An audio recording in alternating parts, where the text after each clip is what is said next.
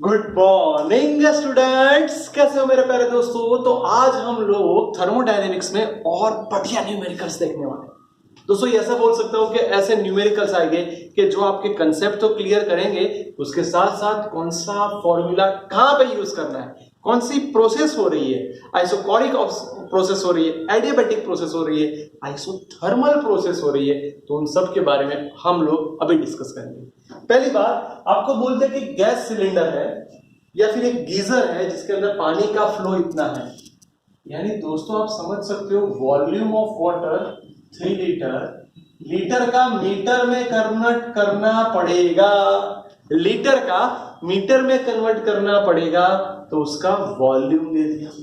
दोस्तों volume important नहीं है, कितना मास है ऑलरेडी अवेलेबल है, तो डेंसिटी मतलब mass by volume. So mass is equal to density into volume.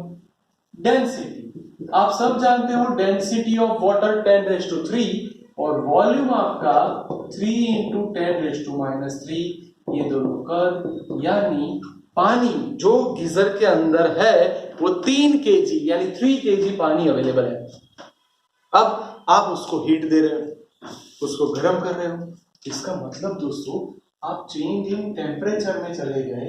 आप सब जानते हो T2 - T1, तो 77 - 27 यानी 50 डिग्री सेल्सियस आप इंक्रीज करोगे। हीट पकड़ेगा, गर्म होगा, तो उसकी हीट का formula delta Q is equal to mc delta T। चलो मेरे प्यारे दोस्तों फटाफट वैल्यू पुट करते हैं। m कितना पानी अवेलेबल है 3 kg। C का मतलब 4.2 इंटू 10⁻³ डेल्टा T आपका 50 डिग्री सेल्सियस। ये तीनों चीज आपके पास दोस्तों अवेलेबल है, इन सब का मल्टीप्लीकेशन कर दो, आपके पास 63 इंटू 10⁻⁴ जूल आएगा। बोलो मेरे पास डेल्टा Q आ गया, यस और नो दोस्तों। सर डेल्टा Q मेरे पास आ गया। अब ऐसा बोलते हैं आप उसको गर्म कर रहे हो, उसकी लेटेंट हीट आपको दी हुई है, पर दोस्तों यहाँ पे लेटेंट हीट है 4 इंटू 10⁻⁴ जूल पर ग्राम, तो 4 इंटू 10⁻⁴ जूल। अगर मैं इसका केजी करूं तो दोस्तों 10⁻³ लिखना पड़ेगा, क्योंकि हमें MKS में जाना है।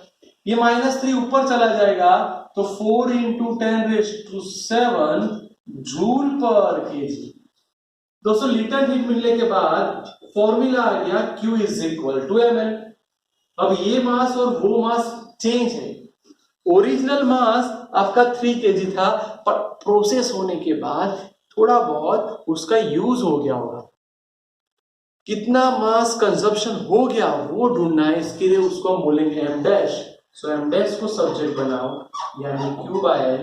Q अवेलेबल है 63 इंटू 10⁻⁴, ये आपका 4 इंटू 10⁻⁷। 54 60 यानी 15.75 इंटू 10⁻³ किलोग्राम। ये सारी चीज 1 मिनट के अंदर फ्लो हो रही है। अब दोस्तों इसको मैं ग्राम में कन्वर्ट कर दूं, हो गया मेरा काम 15.79 ग्राम। 1 मिनट में इतना ग्राम कंजप्ट होगा। तो देखो दोस्तों कितना बढ़िया न्यूमेरिकल आपके सामने आ गया। सिर्फ आपको Q के 2 फॉर्मूला पता होने चाहिए। वो दोनों फॉर्मूला को दोस्तों मैं ब्रैकेट बनाता हूं, क्योंकि आपको मैंने 11th नंबर यानी उसके आगे वाले चैप्टर में ये सारी चीज डिस्कस करके दी। डन हो गया सर, बढ़िया। और आगे एक पूरा गैसियस फॉर्म का न्यूमेरिकल, मास दिया है, पर दोस्तों मास नहीं, मेरे को मोल में जाना है। तो मोल का मतलब म्यू, म्यू का मतलब सर सिखाया था, म्यू के 2 फॉर्मूला मो एंड नाम। म्यू की जगह पे m लिख दो 2 इंटू 10⁻⁻²। m0 नाइट्रोजन है दोस्तों, यानी 28 ग्राम इंटू 10⁻⁻3 ऊपर चला जाएगा, यानी 20 डिवाइड बाय 28। जैसा दोस्तों मेरे को मोल मिल गया, आप सब जानते हैं Q is equal to mu C delta T। Sir ये प्रोसेस हो रही है कांस्टेंट प्रेशर पे, ये प्रोसेस हो रही है कांस्टेंट प्रेशर यानी Cp। आप उसको समझना चाहते हो तो याद करो Cp is equal to 7R/2 nitrogen के लिए। यस सर, तो अब क्या हुआ, म्यू वैसा का वैसा, ये हो गया 7/2 इंटू आर डेल्टा टी। देखो दोस्तों, क्या आपके पास सारी वैल्यू अवेलेबल है? ओके, म्यू सर ये रहा 20 डिवाइड बाई 28, 7/2। आर आप सब जानते हो 8.31। चेंज इन टेम्परेचर भी आपको दिया है 45 डिग्री सेल्सियस। सर हो रहा है, बहुत इजी काम हो गया, 7 4 जा, यस और नो? यस सर, 4 5 जा, यानी ऊपर बचा 45 इंटू 5 इंटू 8.31 डिवाइड बाई 2, यानी मेरा आंसर ऑलमोस्ट पक्का ही है 93.4 जूल। बोलो कितना सिंपल और कितना इजी न्यूमेरिकल हो। तो हो जाए इसके जैसा ही एक न्यूमेरिकल, सारी चीज वैसी की वैसी। मैं आपको बोलता हूं कि आप एक काम करो, ये नाइट्रोजन की जगह पे आप हीलियम गैस ले लो और change in temperature 50 degree Celsius. आपको खुद से सारी चीज करनी पड़ेगी, क्या आता है वो मेरे को बताना। सर गैस का मास तो बिल्कुल इतना ही रहेगा। सर दो न्यूमेरिकल अच्छे से क्लियर हो गए, दोनों के फॉर्मूला भी हमारे लिए डन हो गए। आगे एक सिलेंडर है जिसको हमने एडियाबैटिक प्रोसेस में रख दिया है। दोस्तों एडियाबैटिक प्रोसेस का मतलब होता है क्यू कांस्टेंट, यानी हीट चेंज नहीं हो रही। जब भी क्यू कांस्टेंट होता है सो डेल्टा क्यू 0। अगर हमें फिजिकल क्वांटिटी देखो कौन सी दी है, प्रेशर एंड वॉल्यूम, तो आप सब जानते हो PV raise to gamma is equal to constant था। So P1 V1 raise to gamma is equal to P2 V2 raise to gamma. दोस्तों यहां से मैं थोड़ा आगे बढ़ूं तो ऐसा लिख सकता हूं P2 by P1 is equal to V1 by V2 raise to gamma. देखना दोस्तों, हम लोग आगे बढ़ते जा रहे हैं और इसको इजी सॉल्व करते जा रहे हैं।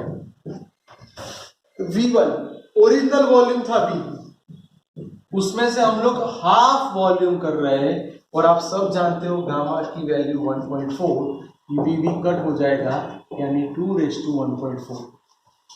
2 से आंसर बड़ा आएगा। अब लॉगरिथम लेना पड़ेगा। अगर दोनों साइड दोस्तों में लॉग ले रहा हूं, लॉग P2 बाय P1 यानी 1.4 आगे आ जाएगा, लॉग 2 1.4, लॉग 2 का वैल्यू सबको पता है 0.301। सिंपल सा कैलकुलेशन कर दो, आपके पास इसका कैलकुलेट करने के बाद 0.4214। दोस्तों उसका एंटी लॉग ले लो, आपका काम हो जाएगा 2.638 यानी अप्रोक्सीमेटली 2.64। बोलो मेरे पास P2 बाय P1 भी रेडी हो गया। सर मजा आ गया, हम लोग बहुत ही आसान तरीके से सारे न्यूमेरिकल सॉल्व कर रहे हैं, कौन सी प्रोसेस हो रही है उसके हिसाब से काम हो रहा है। बस दोस्तों वही चीज एडियाबैटिक प्रोसेस के अंदर ये देखना है। सर पहली चीज इसको आप केस 1 बोलो, एडियाबैटिक प्रोसेस यानी डेल्टा Q0, उसमें जो वर्क दिया है ऑन सिस्टम यानी वो तो नेगेटिव होगा।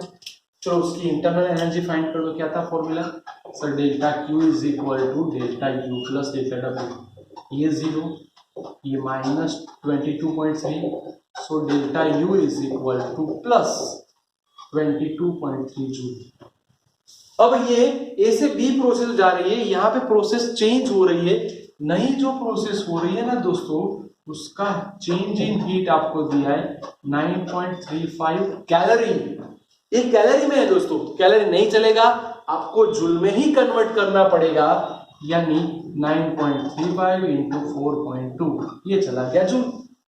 रफली इसका कैलकुलेट करते हैं 39.18 जूल जितना आएगा, यानी अप्रोक्सीमेटली उसको 40 बोल सकते हैं।